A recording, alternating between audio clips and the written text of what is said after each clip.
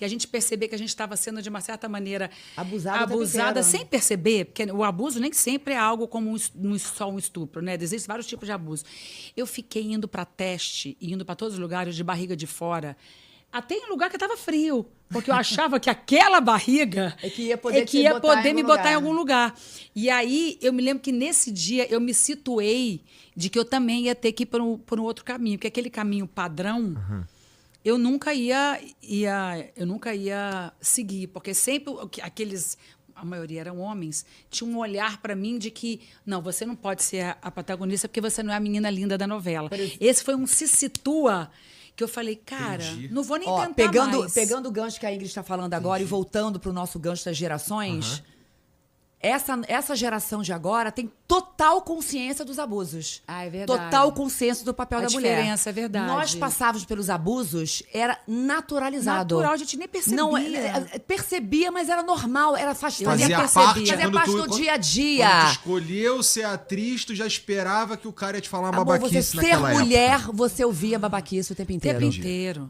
Eu lembro que eu ia pro ponto de ônibus pra ir pra escola com um moletom amarrado na cintura, porque eu sabia que ia mexer de casa até o ponto de ônibus. É natural, você amarra o moletom na cintura. Você tem que ver Você chegava pra gravar, é assim, Mônica Martelli, eles apertava na barriga. Aí a gente fazia assim... Então a gente ficava achando meio legal quase, porque a pessoa tava dando atenção pra gente. Aí a gente virava e falava, oi, vem cá, tem o café onde? Era normal.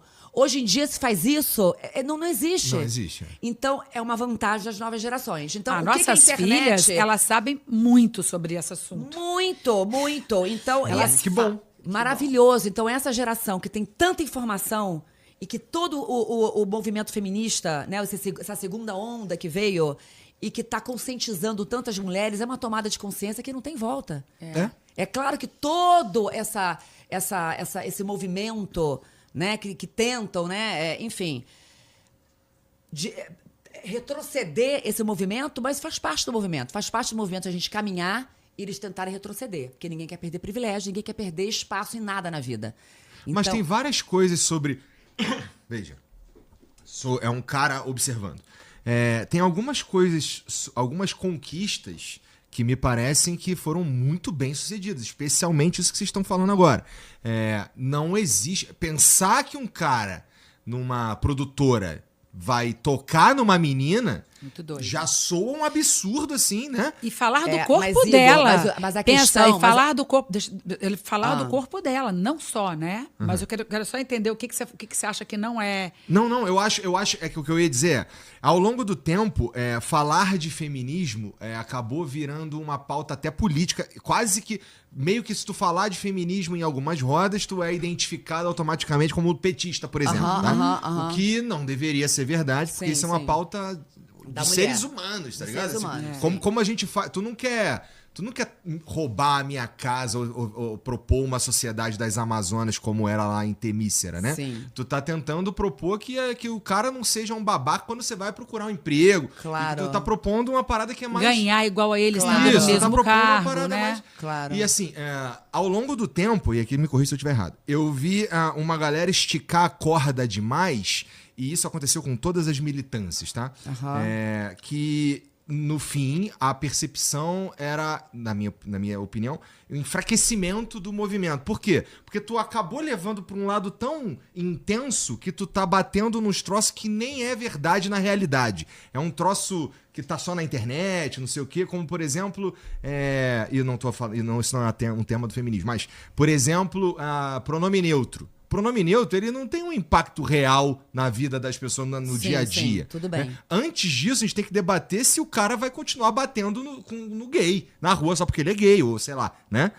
Antes de debater... Ou matando trans, né? Ou que é o matando país trans, que mais mata no mundo. Então, o meu ponto inteiro é, a gente passou por um período em que todas as militâncias esticaram demais a corda, e não foi para um lugar legal, e a gente voltou para uma estabilidade que talvez seja o que tu tá chamando de segunda onda do feminismo. Não. A segunda onda do feminismo veio porque teve toda aquela primeira onda do feminismo, né? Simone de Beauvoir. Lá no começo, tá bom. Lá no começo, em que as feministas eram taxadas como mulheres feias, mulheres mal amadas, mulheres, né?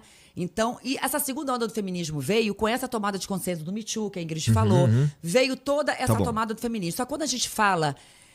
quando você fala que esticou a corda... todo movimento, ele tem que ser radical para ele se instalar. Perfeito. Para ele se impor. E eu não tô para ele dizendo que não ser devia ouvido. ser. Então, quando lá atrás a mulher não queria se raspar, ela precisava mostrar para o mundo que o que foi dito para ela, que são os valores de uma mulher, não era isso que ela queria na vida. Eu não quero ser só uma esposa, uma mulher doce e delicada, que é o que a mulher tem que ser. Tem que casar, ter filho, ser doce e delicada. Então, elas queriam mostrar para o mundo que elas poderiam ser outras coisas. Então, todo movimento, quando vem, ele estica a corda, assim, é necessário, porque a desigualdade é tão grande, os abusos são tão grandes, que a gente precisa, em alguns momentos, ser radical para a gente ser ouvida. E outra coisa, e mesmo assim, olha o número de feminicídios que a gente tem. E mesmo assim, o que a gente chama de bem-sucedido? O que é bem-sucedido? Sim. Hoje a gente entende o que é abuso, hoje a gente entende o que pode, o que não pode. Nossas filhas sabem... Meu corpo, minhas regras, sabe que não é não. Mas a quantidade de abuso que ainda todas as meninas passam, a gente que é mãe de menina é diferente que é mãe de menino. Eu vejo pelas mães da escola. Tem coisas, a gente. Até são de coisas pequenas e coisas grandes. Até você combinando o Réveillon dos filhos, você vê a diferença da preocupação que tem de mãe de menino, mãe de menina, porque ainda, e é super difícil pra gente criar meninas, porque ao mesmo tempo que a gente tem que criar elas progressistas no sentido de entender dos direitos delas, a gente tem que falar do perigo que é. É verdade. Entendeu? Mas é essa difícil Então, essa... super difícil, Igor. Você que é pai de menina, você vai ver, é E o- super difícil. E o feminismo, de uma certa maneira, ele informa. Sim. Porque eu me lembro de estar fazendo uma campanha sobre abuso e falar assim, meu Deus, existe abuso patrimonial? Eu não sabia o que era abuso patrimonial. É, né? emocional patrimonial. Então existe um abuso que não é pegar, que é só gritar, que é só bater na mesa. E eu já sofri isso. Então, assim, as pautas feministas, elas informam. Então, por exemplo, outro dia eu vi uma menina nos Estados Unidos, novinha, uma menina conservadora, falando contra o voto feminino. Então ela dizia, eu sou contra o feminismo e o voto feminino. Por que eu sou contra? Porque eu acho que a família tem que estar pensando no mesmo voto. Um casal não pode morar junto, se ele não pode se amar, se eles não pensarem igual politicamente. Isso num casamento não funciona. Então, acho que os dois têm que chegar à conclusão de um voto só. Era o discurso da menina. Um ser humano formado, adulto, falou Era isso? adulto, uma mulher, uma menina conservadora, uma influência que está cheia de influencer de mulher conservadora. O que eu acho muito doido, porque eu não estou falando sobre política, não. Eu estou falando que a base dessas influências conservadoras é falar mal de coisas conquistadas pelas mulheres. Você quer ser conservadora, está ótimo. Mas o seu conservadorismo está em diminuir a mulher? Porque o voto feminino foi algo duramente conquistado. E aí, alguém perguntou para essa menina, mas se você e seu marido pensam diferente, olha como é a cabeça. Se por acaso não pensamos diferente, tem que valer o voto da família. Ela era a favor de um voto por família. E se você olhar essa menina americana, é muito seguidor. Então, às vezes eu fico vendo umas meninas, umas mulheres influências mais conservadoras, que o foco delas é falar mal das mulheres. É a roupa da mulher, é a virilha da Xuxa. Mas você pode defender os valores conservadores, cada um defende o que quiser. O que eu acho só é que você não deve diminuir algo que foi duramente conquistado, porque, na verdade, na saída, o homem e a mulher, a gente é a tartaruga, né? Vocês já saíram na frente, historicamente. Então, existe já uma defasagem. Se você pensar que há tão pouco tempo a gente não votava, a gente conseguiu conquistar esse voto, e agora tem meninas novinhas que eu falo, a pessoa não entende história, a pessoa não vê historicamente como isso foi importante, né? Então, assim, às vezes eu acho que eu falo que o feminismo informa, porque através do feminismo, eu que me considero uma mulher informada e criada por uma mulher muito forte, comecei a ter acesso a dados históricos, a coisas que você fala assim, meu Deus, que dureza a gente chegar até aqui, onde a gente chegou. Em vez de questionar, vamos tentar equalizar, né? Mas eu acho que vamos tentar equalizar. Essas mulheres, primeiro que elas são submissas e reféns a esse modelo machista e patriarcal, então elas não querem mudar nada, porque mudar impõe separação, impõe você estudar, impõe você olhar o mundo de uma forma diferente. Elas não querem mudar, né? Inclusive, até, né, a gente está num ano tão importante que a gente tem que olhar, né, as mulheres, candidatas mulheres, né? Como tem mulher candidata legal, como tem mulheres que são boas candidatas e como tem candidatas que não representam as mulheres. Né? Então, não é porque você é mulher que são boas candidatas. Então, a gente tem que estar muito ligado. Quais são as pautas que essas mulheres que essas mulheres defendem. Porque tem candidatos que defendem pautas, como a Ingrid falou, são pautas conservadoras que não lutam por nós, né? Não estão na frente do que nós mulheres precisamos, né? Então, se a gente for entrar nessa discussão aí, eu vou... Ixi, ixi. Vamos voltar pro filme. Vamos voltar pro filme. Então, eu diria que eu acho que a gente tá numa situação de merda, porque tamo mesmo. se a gente votar em A provavelmente não vai resolver o nosso verdadeiro problema, que é de educação. Porque tudo isso que a gente tá falando aqui... Tudo educação, é concordo quase um completamente. band-aid para escondendo ou ignorando um problema muito lá embaixo. Porque, veja, a gente está falando aqui da conscientização. As mulheres não estão conscientizadas. E assim, a gente está aqui falando desse assunto aqui, é pouco importante, assim, me parece, porque talvez tu trocar ideia com teu marido, ele vai pensar parecido comigo, que pode estar errado, tá? Sim. Que é... A gente tava... Legal esse assunto aqui, mas, porra, eu tenho que pagar a porra do aluguel, mano. Eu não tenho tempo pra pensar nisso. Claro, entendeu? sim. Eu não tenho tempo pra... aquilo que você falou, que legal isso daqui, mas, caralho, peraí, eu já vivi até aqui sem estudar, né? Então é melhor meio que continuar assim, porque como eu vou me virar sozinha? Então o problema é anterior. Total. Né? A gente precisa ter um lugar que proporcione às pessoas a possibilidade de ter uma vida dia digna, pensar na vida. Porque eu não tava... Aquilo que eu falei pra você, eu não tava pensando na vida. Eu tava pensando em pagar minhas contas. Eu tava pensando em, porra, minhas filhas têm que estudar. Eu tava pensando em caralho, como é que eu faço pra não ser mandado embora? É isso que eu tava pensando. Eu não tava pensando em o que eu vim fazer aqui. Nossa, será que um sistema político... Eu não tava pensando nisso. Claro, claro. Né? Então é anterior. Claro, claro. Mas É eu a básica educação. Mas eu tenho Uma base. certeza que você, não estando pensando nisso, você quer que a sua filha, vocês têm meninas Perfeito. também, tenha, por exemplo, uma liberdade financeira Com certeza. para que ela não dependa Claro. de nenhum homem ou qualquer parceiro, para que ela não seja, ela seja dona da própria história dela. Isso é feminismo também. Eu também acho. Não, Feminismo claro que tá. é. Não, que eu tô dizendo Mas o seguinte. óbvio que é. Eu tô falando Isso que eu tenho. Eu inclusive, tenho marido isso é que. a base do feminismo, que as Simone de Beauvoir já falava, a única possibilidade da mulher ser livre é sendo independente financeiramente. Amor, no mundo capitalista, que dá a última palavra, quem paga as contas. Não, porque Isso é eu tô fato. falando isso porque eu concordo perfeitamente. Eu tenho um marido que tem uma história parecida com a tua, que veio do subúrbio, que precisava contar dinheiro para chegar só para ver a praia.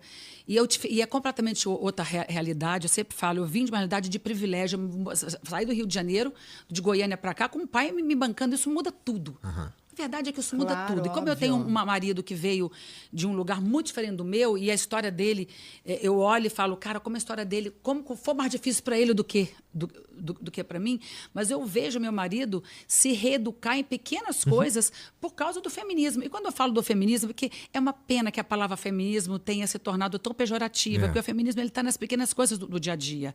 Então, às vezes, ele vai querer julgar minha filha por alguma coisa que ele tenha medo de que aconteça com ela, né? Ele vai para um moralismo que a minha própria filha fala, mas pai, pensa uma coisa. Aí eu falo, ele fala, cara, eu sinto que ele está se reeducando. É porque, assim, é tanto absurdo. A história do feminicídio é um negócio que está assim, a cada mulher que morre, eu passo mal. Eu também. Para mim, acaba pra comigo. nós mulheres, porque o feminicídio, Acaba gente, comigo. é a mulher que é morta por ser mulher. Por ser mulher. É uma coisa Então, muito... assim, a cada... Assim, nós, na nossa profissão, a gente convive muito com uma diversidade. Então, aquele cabeleireiro que vai lá, que é um cara gay, que é um cara trans, uma mulher trans, homem trans, se você começa a ouvir a história dessas pessoas, você fala, caramba, piorou muito a vida deles. Sabe? Eles estão muito mais sendo perseguidos. Então, assim, você conviver com a diversidade te faz ser mais empático. Essa é a minha questão com o conservadorismo. Acho que o conservadorismo exagerado é uma falta de empatia. Porque se você conviver com o diferente, você vai entender que a galera está sofrendo com isso. No dia a dia, esse dia a dia aí que você está falando, ele também não está conseguindo andar na rua, ele está apanhando. A menina, a amiguinha dela foi abusada. A gente está com medo toda hora de ir para uma... Hoje a gente tem medo de ir para uma resenha, porque se ouvir dizer que a resenha, a menina foi estuprada. Então, assim, é no dia a dia também. Então, cada menina que morre, cada mulher que é estuprada, amigo trans que apanha, sabe? Você fala assim, caramba, cara, não é possível que a gente tá vivendo isso em 2026. Isso também é uma espécie de feminismo, né? É você... Claro, isso imagina. tudo tá dentro do feminismo que a gente fala. Não é político. É porque Não, ficam é muito político esquerda. porque a vida é Não, política, tudo é político. Eu tô dizendo quando eu A falo verdade, política... tudo é político, mas eu sei, tô mas falando, é tô porque... Não falando- deveria ser sequestrado por uma é isso. pauta. Não deveria ser sequestrado Por pela uma disputa partidária. Política é uma outra coisa. Sim, É que a é gente verdade. faz na Quando eu vida o falo tempo que não é inteiro. Tem política- nada a ver com disputa partidária. Você, entendeu? Eu convivo com pessoas muito diferentes de mim, de classes sociais diferentes da minha, e a discussão política sempre foi uma coisa saudável. Sempre sempre foi, A vida gente. inteira existiu direita e esquerda, isso aí tá tudo certo, sempre teve. A questão é que Sempre hoje... foi normal falar de sempre política, foi você já normal, reparou? É que hoje está vindo um extremismo que está trazendo conceitos que são assustadores, que é fora, que excluem tudo que a gente acredita, que é a inclusão, que são direitos humanos. É essa a nossa preocupação, né? Gente, eu sou de Goiânia, né? Então, eu cresci numa família tradicional de direita. Estou dando um exemplo, tá? Eu, a vida inteira, a minha mãe foi tucana. Minha mãe tinha o brochinho. Então, assim, eu me lembro de estar na mesa com os meus pais, com meus tios, falando de política. Imagina, eu era cara pintada, né? De fazer teatro. Eu era uma menina mais progressista por causa do meio que eu vivia. Eu queria ser a menina do teatro. Então, assim, o que eu era diferente do que a minha família goiana tradicional era. E era uma discussão super saudável na mesa. Eu não me lembro disso ser uma... Eu não me lembro... Eu tô falando porque eu vim de uma família realmente que pensava diferente de mim. Não era uma briga, nunca foi uma briga. Era sempre uma coisa... até quase divertida. É porque a gente confunde briga com discussão, né? Eu venho de uma família muito de esquerda, a Ingrid conhece, lá em casa é muita militância, uma formação muito de esquerda, né? Minha mãe se elegeu vereadora muito nova e sempre teve discussão. A minha casa era um lugar de discussões políticas, Não, mas da uma Mônica discussão Se ela política. sentar aqui, você te convence de qualquer coisa. E é um papo bom, porque é muito embasada, muito culta. Maravilhosa. Então, são discussões. Mas só quem discute é quem tem projeto, né? Só quem discute é quem tem sonho, é quem tem desejo, é quem pensa coletivamente, é quem pensa o Brasil. Minha mãe vem de uma época que a política era paixão. É diferente. Então, é isso que a Ingrid falou, é você poder sentar tucanos com era normal. esquerdas e ter essa discussão. A gente, Aí você convenceu antigamente, um tia a votar no teu. Mas antigamente a gente odiava o tucano, hoje em dia a gente fala tudo bem. Ai, que saudade, amor dos tucanos! Que saudade! Minha mãe é apaixonada pelo Fernando Henrique. Nossa, eu encontrava o minha mãe Fernando Henrique tinha- na minha rua. mãe tinha horror. Eu falava, Fernando Henrique, minha mãe te ama. Era uma coisa tão assim, é normal. Não, hoje em dia a gente Hoje fala. em dia? Não, hoje em dia a gente fala isso de forma maravilhosa, mas que antes era Eu os entendo. adversários, mas eram adversários com nível, sabe? Não chegava no, É uma no ponto pena, que é chega uma hoje. Eram pena. adversários É com uma projetos pena, né? de Brasil, gente. É uma diferente, pena, né? Porque, no né? fundo, a gente tem um país maravilhoso que não tem nenhum lugar do mundo com pessoas brasileiros maravilhosos, dependente Com do uma partido potência, que é. né? Dentro do partido que você é. Você é um brasileiro, a essência do brasileiro é maravilhoso. Você vai em qualquer lugar do mundo, você fala Brasil, a pessoa, Brasil! Não é? E aí você fala assim, a gente, por exemplo, trabalha com humor, né? Nós somos atrizes populares, a gente quer atingir o maior número de pessoas possível nos nossos filmes.